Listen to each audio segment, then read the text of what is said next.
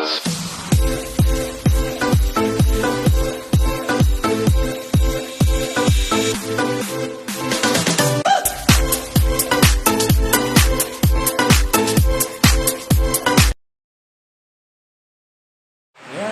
araw po sa ating lahat, mga kapintura.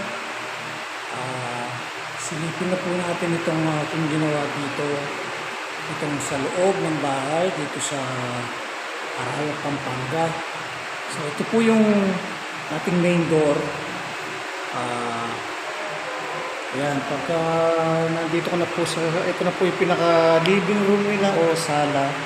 Ayan, meron po silang entertainment cabinet na nilagyan ng PVC panel. Ayan.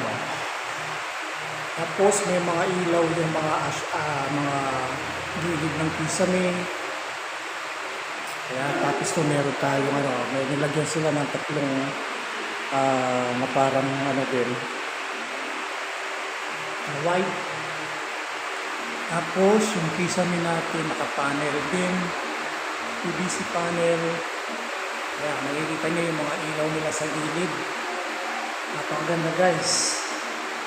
Ayan, may aircon na rin. Tapos nasusulok na yon, meron siyang salamin. Makikita mo yung sa labas. Makikita mo yung langit. Diba, napakaganda. Tapos dito sa pinaka-receiving area nila, ayan, meron silang tatlong pintana na maliliit lamang. Ang kanyang mga bintana ay mga awning. Ayan.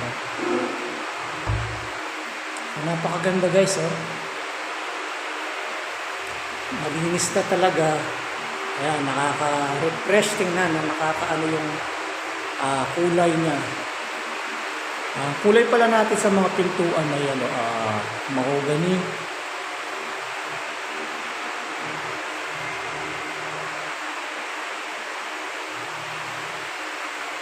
Ayan, kung nakikita nyo, lahat mayroong mga ilaw yung ilalim ng cabinet. Sa may lababo, mayroon din na yun.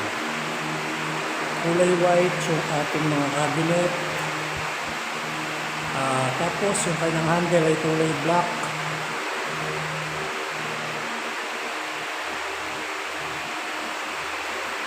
Ito bale, ito kanyang magiging handle. Ayan. Tapos may pagdating dito, meron tayong bar counter na parang granite siya. Pwede ka rin dito na kumain. Kumbaga, meron ka lang bar tool dito. Ayan, pwede ka na dito kumain kahit hindi ka na gumamit ng mesa. So ayan, pagdating dito, meron siyang tatlong kwarto. Ayan. Tapos, ayan, nagpagawa sila ng patungan ng santo. Kasi, may-ari dito ay Kristiyano, Katoliko. So, may kama na rin dito. Bali, ito yung pinaka-bedroom. Ito, babalutan na ito. Ito, nakabalot na pala siya ng formica. Ayan. Tapos yun, pinagawa sa upholstery, lalagyan na lang ng pinaka-headboard. Ayan yung, ito yung master. Ang cabinet, lahat ng cabinet kulay puti.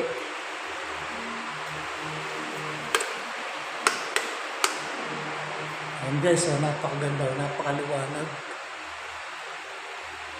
Ayan. Yung flooring natin, itinerno dito sa kulay ng kama. Tapos yung kanilang CR, ito, hindi pa inalalagay yung mga bathroom fixture. Kaya, pero tapos na lahat sa painting, okay na lahat dyan. Mga bathroom fixtures na lang ilalagay dyan.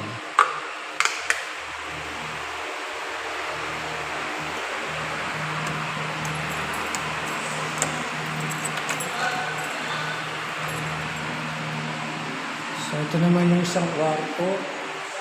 Ayan, may kama na rin. Kaso itong kama na ito, pipinturahin din natin ito ng puti.